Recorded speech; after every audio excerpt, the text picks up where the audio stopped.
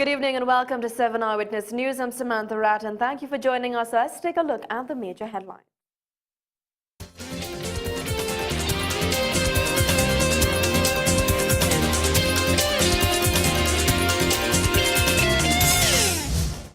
National Security Minister Jack Warner seems clearly rattled by protests in East Port of Spain over the government's $69 a day work offer to residents. This, he says, the country is sick. Embattled COP Chairman Joseph Tony was grilled once again last night over the real reasons that he gave up the lucrative Ministry of Finance brief. Health Minister Dr. Fuad Khan dispels reports that nurses boycotted duty at the maternity ward at the San Fernando General Hospital. In business, the Housing Minister tells CPEP to start bringing in $20 million in revenue annually. Straight our top story now. National Security Minister Jack Warner seems clearly rattled by protests in East Port of Spain over the government's $69 a day work offer to residents. Up until recently, Warner had been boasting about his so-called crime intervention success in the crime-ridden East Port of Spain hills. That is until his would-be admirers turned on him. And today, Warner said this country was sick. Carol Hurla reports. Everybody wants to destroy, slash and burn, yes, because that gets them in the limelight, that makes the front page. On TV, we are a sick country, sick to the core, and we have to correct that. And sometime in correcting it, you have to endure pain. And if you have to endure pain, then so be it. This was Minister of National Security Jack Warner this morning in his first public appearance since East Port of Spain residents began protesting on Monday. Pain. Warner, who appears clearly shook up by the $69 backlash, made the comment during his feature address at the launch of the National Security Officers Foundation at the Center of Excellence, Mokoya. The foundation was launched to help the relatives of members of the protective services killed in the line of duty. Warner said since 1937, when policeman Charlie King was murdered by protesters in Faizabad, 95 law enforcement officers have been killed in the line of duty. The state, and by extension the government, did not do anything to place a formal system in place to pay fitting tributes to those officers who have died, nor to those who continue to serve their country with distinction, despite the dangers and pressures which they face on a daily basis.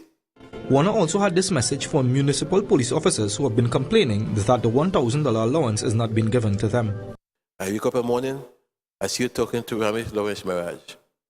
I wake up another morning, I see you talking to Minister Dr. Suresh Rambichan. I wake up another morning, I see you grumbling with somebody. Just tell me when it's my morning, and I will be there to listen to your complaints. Interestingly, Warner, who usually makes himself available to reporters for questions, slipped out at the end of the launch, avoiding the media. Daryl Hirulal for 7 Eyewitness News. Meanwhile, embattled COP Chairman Joseph Tony is being questioned by his own party about the real reasons that he gave up the lucrative Ministry of Finance brief. Rekha Ramjit, who is contesting Tony for the chairmanship position, is questioning why Tony pulled out, and the questions came on Tuesday night during the second round of the election debates for internal COP positions at Palms Club in San Fernando. You very vigorously defended your acceptance of the brief.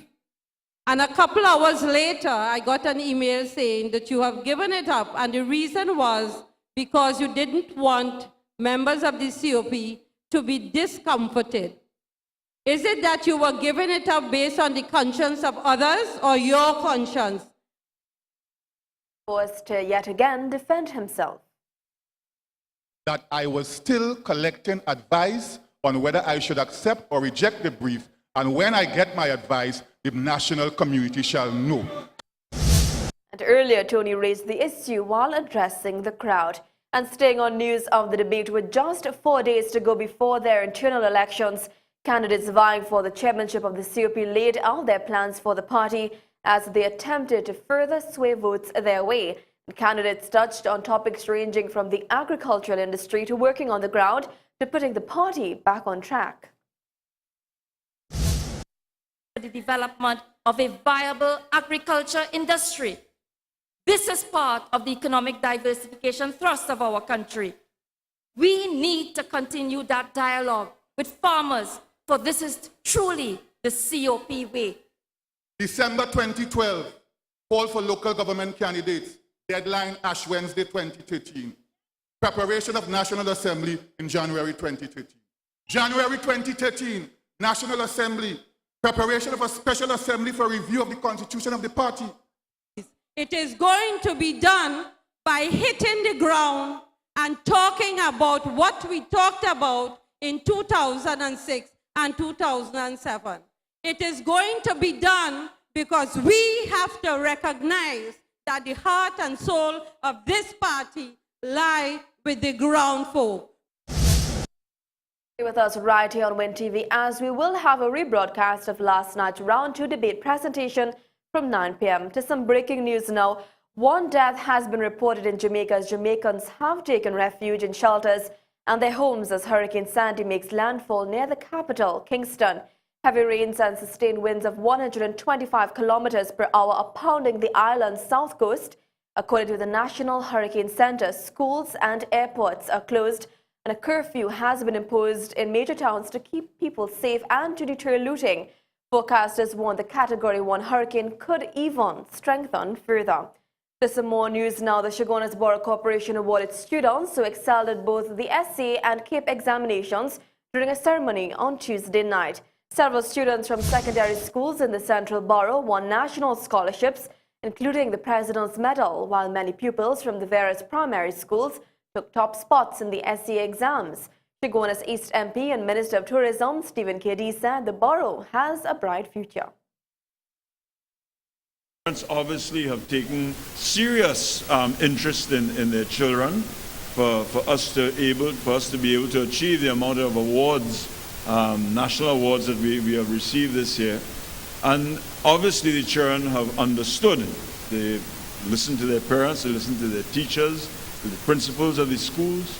Somehow they understand what this premier education that they're getting, what this is going to mean for the future for them. While Minister of Education and Member of Parliament for Caroni East, Dr. Tim Gopi Singh said Central Trinidad has always produced top island scholars.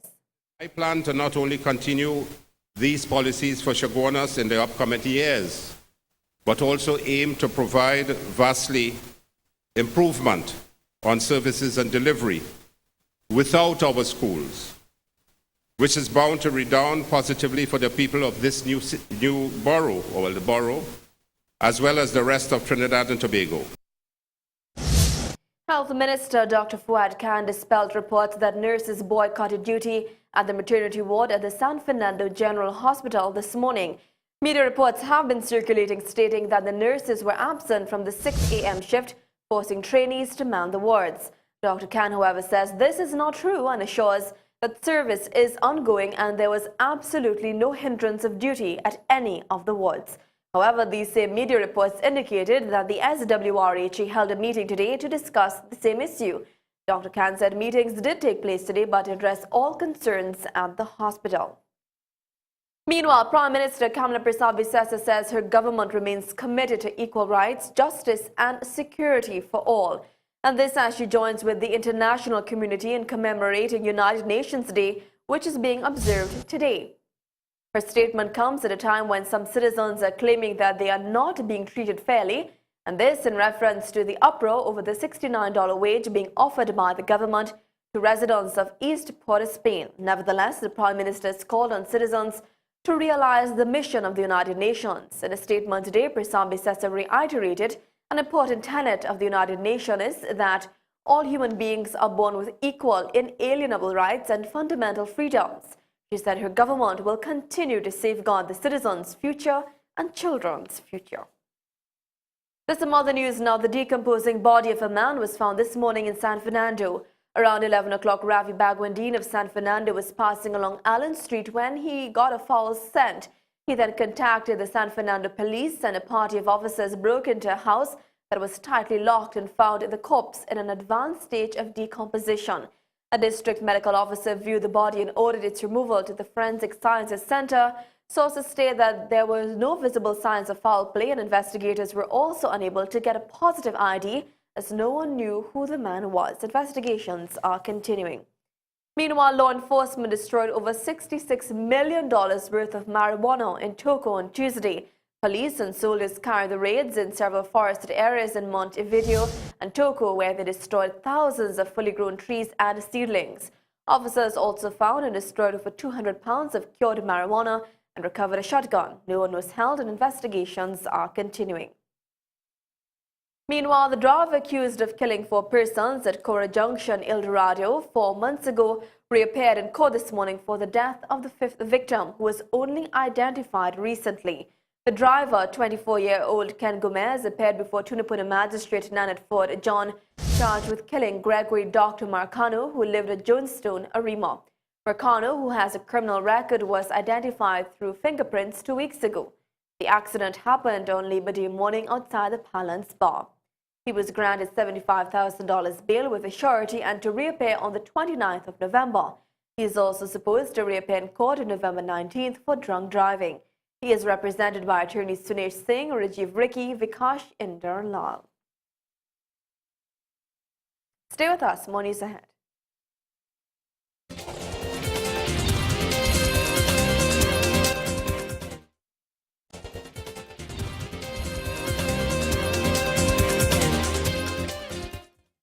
Welcome back and thank you so very much for staying with us. To some other news now, CPEP's line ministers ordered the state company to bring in $20 million in revenue over the next fiscal year. Housing Minister Dr. Ruda Mulilal made the comments while speaking at the opening ceremony for CPEP's new office in St. Madeleine this evening. Minister Mulilal says he plans to turn CPEP into a business development company. I have mandated that the CPEP company move from earning in revenue $5 million a year to earning in revenue $20 million per year in revenue. He says negotiations are ongoing with the Highways Division for CPEP to undertake highway cleaning and maintenance. We are in discussions with WASA, NGC, and other state enterprises to make CPEP a revenue-earning company, as did Caroni 1975 Limited. We have a social responsibility, but we also have a responsibility to earn revenue. And today I challenge the board of directors and the management of CPEP to ensure that when the year end comes, the financial year, you can tell the Minister of Finance, sir, we would like X amount, but please note, we have raised X million dollars in revenue. Chairman of the Commission of Inquiry into the Clico HU collapse says he is going to take action against Hindu Credit Union executives who have refused to appear before him. Sir Anthony Coleman was forced to cancel today's sitting of the inquiry after former financial consultant of the HU, Jamil Ali, failed to appear for a second time. Ali was summoned to appear in July and then a doctor testified that he was ill. Ali was supposed to appear today. At yesterday's sitting, Coleman said he was adjourning today's session to, in his words, exercise his powers against Ali. Under the Commission of Inquiry Act, a witness who has been summoned but fails to appear can be charged with contempt. But Ali is not the only HU executive who has so far refused to appear, despite being summoned to do so. The HU's former CEO Ravindra Bechan, CFO Gautam Ramnanan, and Treasurer Yadwinath Lalchan have also not appeared at the inquiry.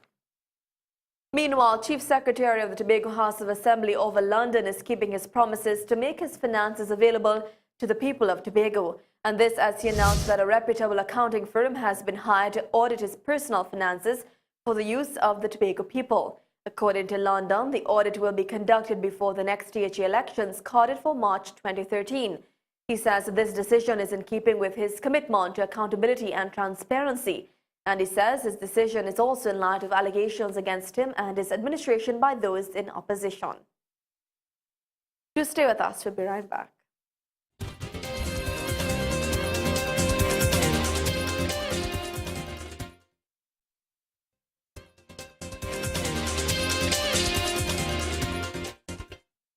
A very good evening to you and thank you for staying with us. I am Michelle Michael with your sports cap on 7 Eyewitness News.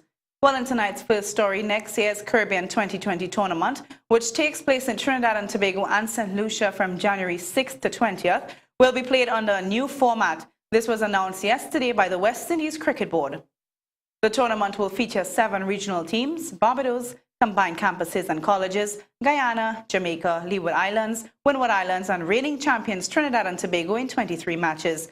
They will contest a non-elimination preliminary competition with a new route for the teams to reach the grand final. Each team will play each other once, and the team finishing with the highest number of points after all the preliminary matches will automatically qualify for the grand final. The teams finishing second and third will qualify for the playoff.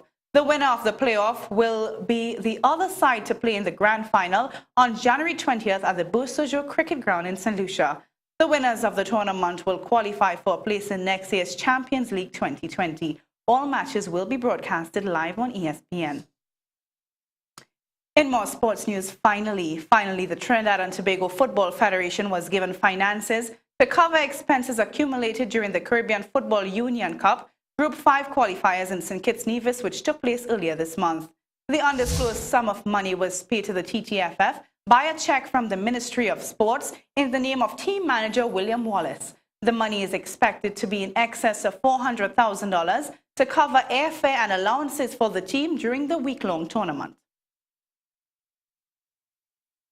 Well, in more sports news, the Turtle Beach Hotel and Tobago will be vibrant as spectators experience the top players in football from the USA, Switzerland, Brazil, Jamaica, Guyana, and Trinidad and Tobago. This is Bago Sports, a multi-sport company designed to develop and promote sports in Tobago, will host their third beach soccer championships from November 2nd to 4th. The teams will all be vying for a US $15,000 take-all prize, and additional awards will be given to the most valuable player, the best goalkeeper, and the top goal scorer of the tournament. Well, in more sports news, the Trinidad and Tobago Golf Association will be hosting its annual fundraiser at the Millennium Lakes Golf and Country Club on Sunday, November 4th. The event is a major fundraiser event for the association and is used towards junior golf development. This year is in conjunction with the sport company. 8 national junior golfers visited Florida to train for a 7-day period. They were exposed to world-class facilities where they focused on technical and other tactical training. The junior golf program at all clubs have grown with an increase of about 30% over the last year. And finally, in tonight's Sports Cap, into some latest Champions League football news, Arsenal succumbed to Schalke 2-1 in their Group B encounter, while in Group C, Malaga edged AC Milan 1-0. Meanwhile, in Group D matches, Ajax Amsterdam dominated Manchester United with the game ending 3-1, and Borussia Dortmund was victorious against Real Madrid, beating them 2-1. Well, that has been your Sports Cap here on 7 Eyewitness News. I am Michelle Michael, inviting you to stay with us for more news ahead. Good night.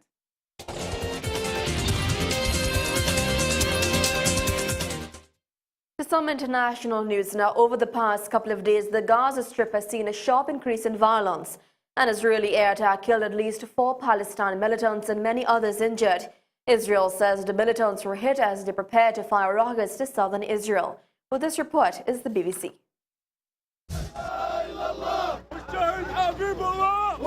Anger and grief in Gaza. These Hamas fighters were killed by Israeli airstrikes as they tried to fire rockets and mortars across the border.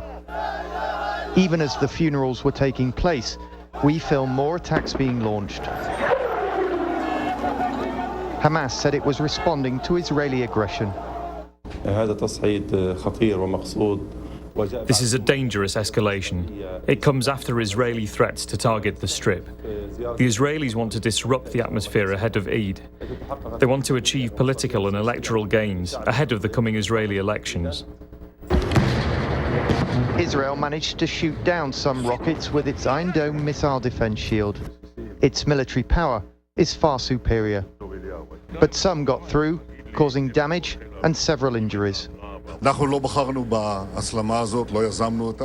We did not choose this escalation, nor did we initiate it. But if it continues, we are prepared for a much wider and deeper operation. Anyone planning to hurt the citizens of Israel should know that they will be made to pay for his actions. The violence between Israel and Palestinian militants here in Gaza has been going on for years. This Hamas compound behind me, long since evacuated, has been struck dozens of times, most recently in the last few weeks. This latest escalation is a reminder that the conflict has not gone away. And it comes at a time when there's absolutely no progress in the Middle East peace process. There are few optimists on either side. The last direct US-led peace talks collapsed in 2010. That's the kind of leadership we've shown. 2 years later, as President Obama fights for the White House, the issue is not on the agenda. Palestinians were barely mentioned in this week's presidential debate on foreign policy. The current violence in and around Gaza may well quieten down, but today's funerals are unlikely to be the last. At some point, there will be more Israeli airstrikes, more Palestinian rockets. The Middle East's most intractable conflict remains unresolved. John Donnison, BBC News, Gaza City. On that note, we've come to the end of tonight's newscast. I'm Samantha Ratner, wishing you a very safe and blessed night on behalf of all of us here at Human Communications.